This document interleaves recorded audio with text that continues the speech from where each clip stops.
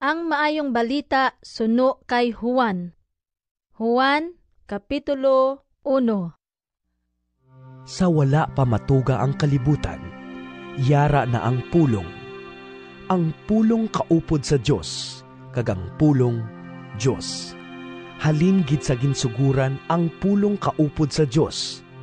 Paagi sa pulong, gintuga sang Dios ang tanan. Kag wala sing may natuga kun indi paagi sa iya.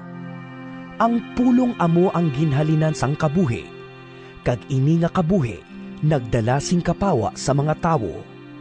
Ang kapawa nagasiga sa kadudulman, kag ang kadudulman wala makadaog sang kapawa. Ang Dios nagpadala sang iya manug balita, ang tawo nga ginahingalanan kay Juan, nga nagkari sa pagsugid sa mga tawo na hanungod sang kapawa. Ginsugiran niya sila, agud ang tanan magpamati sang mensahe kag magtuo. Siya mismo indi amo ang kapawa, kundi nagkari siya sa pagsugid na hanungod sang kapawa. Ang pulong amo ang matuod nga kapawa, nga nagakari sa kalibutan kag nagaiwag sa tanan nga mga tawo. Ang pulong yara na nga daan sa kalibutan. Ang kalibutan gintugas ang Dios paagi sa iya, pero ang kalibutan wala magkilala sa iya.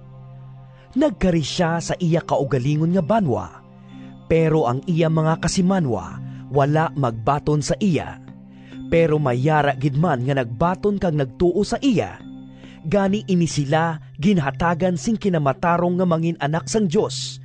Nangin anak sila sang Dios, indi sa tawuhanon nga paagi, sa bagay nga natawo sila nga may tawuhanon nga amay, kundi ang Diyos mismo amo ang ila amay. Ang pulong nangintawo kag nagpuyo sa tunga naton. Nakita naton ang iya himaya nga puno sang grasya kag kamatuuran. Ini amo ang himaya nga nabato niya subong bugto nga anak sang amay. Nagpanaksi si Juan na hanungod sa iya, kag nagsinggit, "Amo ini siya, ang akon ginsiling sa inyo, nga magakari nga ulihi lang sa akon. Pero, labaw pa siya sa akon, kaysa wala pa ako matawo, yara na siya." Gikan sa kabuganaan sang iya manggad, ginhatagan niya kitatanan sang nagadinasundason nga mga bugay. Ang kasuguan ginhatag sang Dios paagi kay Moises, pero ang grasya kag kamatuuran nag-abot sa aton paagi kay Hesukristo. Wala sing bisan sino nga nakakita sa Dios, kundi ang bugto nga anak nga Dios, nga yara sa luyo sang amay, amo gid lamang ang nakakita sa Dios. Siya amo ang nagpahayag sa iya.